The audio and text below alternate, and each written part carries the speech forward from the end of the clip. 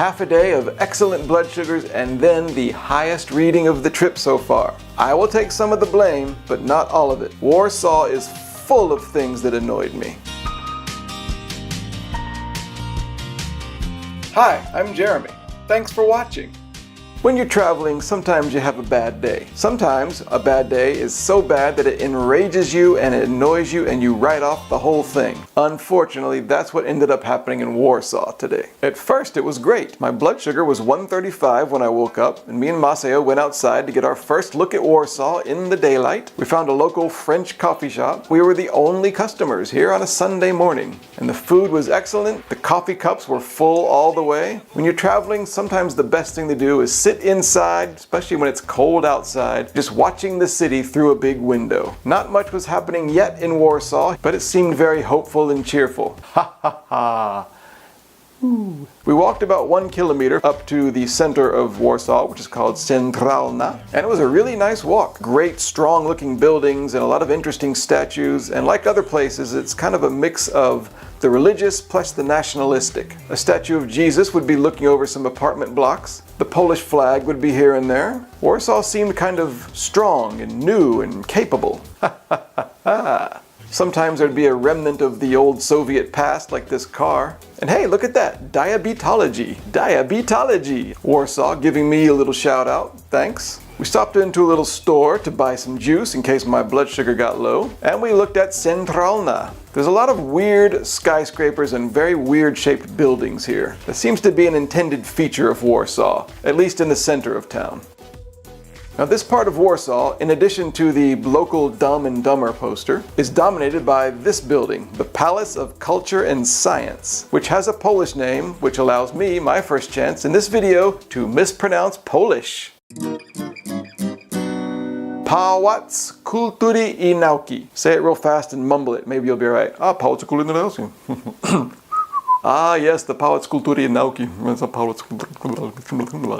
Pałac Kultury I Nauki. Anyway, this building was a so-called gift from Joseph Stalin to Poland, and it's very controversial because some people think it looks very grand and imposing and impressive, and other people think it's just a gigantic eyesore. Personally, I kind of like it. There were a lot of people around the palace, a lot of things happening. Most people were busy going to and fro and doing this and that. And apparently I'm not the only traveling diabetic filming videos here. I assume that's what these people are doing. But for other people in the area, it didn't seem like things were going that well. Passed out on a frozen bench on a Sunday morning. That's sad. There are also some things that would appeal to the American expat or the local who likes America, like USA hot dogs, or whatever this dollar bill thing is supposed to be. Weirdness for weirdness' sake. I can get into that. There are a lot of cool fountains around the Palace of Culture and Science. And by this one I checked and it was 86. Now this is kind of the crux of the day here. 86 is a great reading, but I thought it was too low if we're going to be doing a lot of walking. I've been overthinking this the whole trip and getting myself into big trouble. Well, I did it again today. We continued walking because we were going towards Old Town. Every European capital has to have an old town. But on the way there I started getting really panicky about my blood sugar. We stopped at a cafe where I ate a sandwich and drank the juice I'd bought, but took no insulin. And right afterwards, outside at the edge of Old Town, I was 133, which is great, but I'm in a bad mood. Now the rest of the things that happened today, I take no blame for. I blame them on Warsaw. For example, Old Town. Old Town Warsaw sucked. Now to be fair, the whole thing was destroyed in World War II, so this is all a recent rebuilding. And the rebuilding is beautiful. These buildings are amazing. But Old Town itself had a terrible vibe. It was real touristy, really tacky. All these dumb souvenir shops and horse and buggy rides and all this stupid stuff. I just wanted to find a tourist information office where I could find a cool map, because I don't have a map of Warsaw and I didn't know where anything was. But we couldn't find a tourist information shop. All we saw was this ugliness surrounded by the Old Town buildings that just didn't seem to be anything yet. If you've ever seen the movie Blazing Saddles, it's like the fake town of Rock Ridge that they built out of building facades. Kind of looks nice from one angle, but it's just nothing to it. So I had talked myself by this time into being so annoyed that I said, I don't care, I want to go home. None of the bus stops actually mentioned Central on their schedules. So we started walking. And then we found what I thought would be our savior, but which turned out to be the worst part of the day. A metro station. The subway.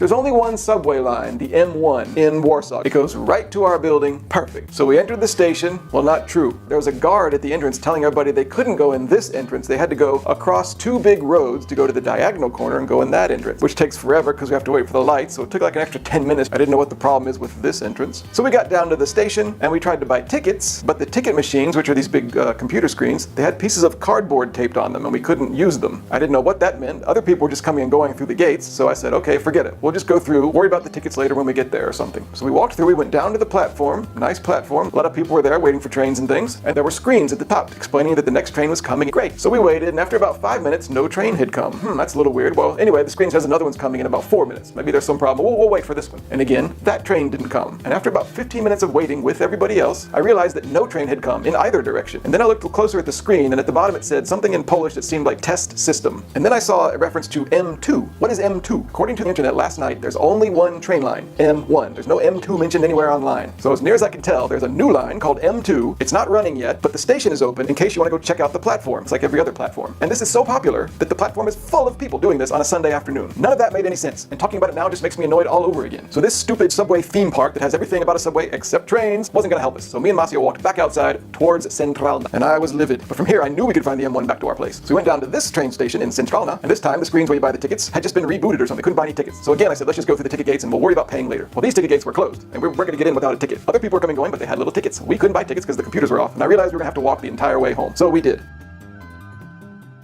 Maseo, I think, probably wanted to kill me and I would have deserved it. I wanted to kill whoever opened that stupid train station and they would have deserved it. And I kind of wanted to kill the locals who were there looking at the trains because they fooled me. I was just in a bad mood, alright? So after walking around all day, about 10 miles by my calculation, I figured I was probably pretty low. I was 387. That's the highest reading of the trip so far.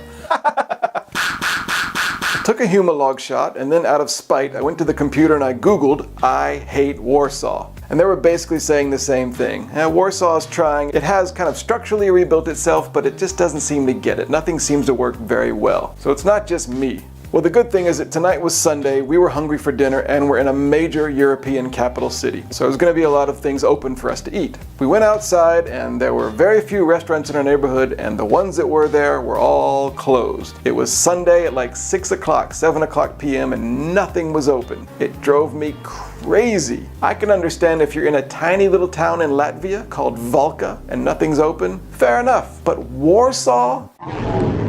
We finally found a place called Bobby's Burgers, and we weren't really hungry for hamburgers, but that's all we could find. And we went in, we ordered some food to go, and the place was really nice, and the guy who was working there, he spoke English, or he was trying his best to speak English, and he was really friendly and really accommodating for us. So that was a bright spot. Hate the Warsaw, don't hate the Warsawian.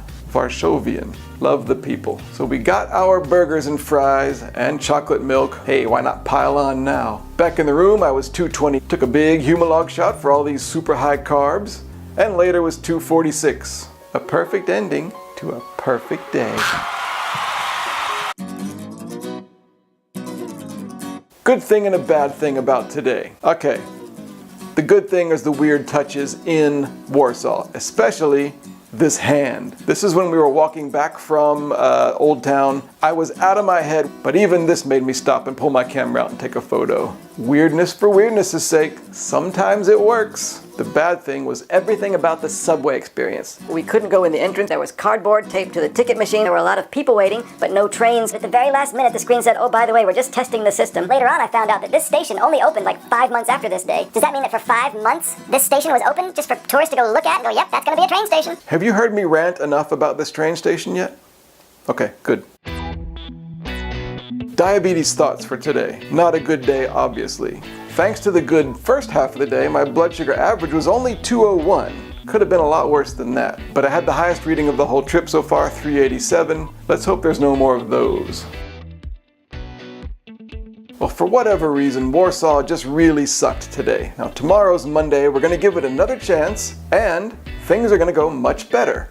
At first. And then everything comes crashing down into chaos again. And my blood sugars are high, but not as high as today.